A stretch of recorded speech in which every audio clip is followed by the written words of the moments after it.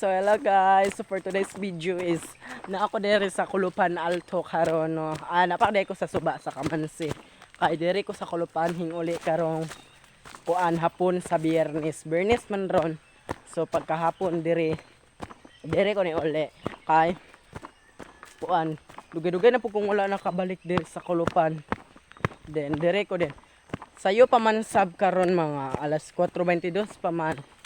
Then sayo po ko abot diri sa Kamansi kay nakasakay man ko sa akong classmate nga babaye. Ay ako ang schoolmate sa unang grade 9 is classmate na ko siya din karon dili na. Nakasakay ko na hisakay ko niya kay wala man siya sakay pod kay absent niya mangho din.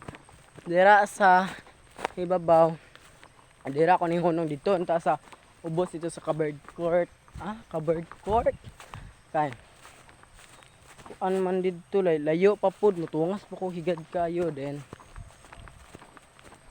mo tungas na pod padulong sa balay so maunang diri na lang ko so marot bye.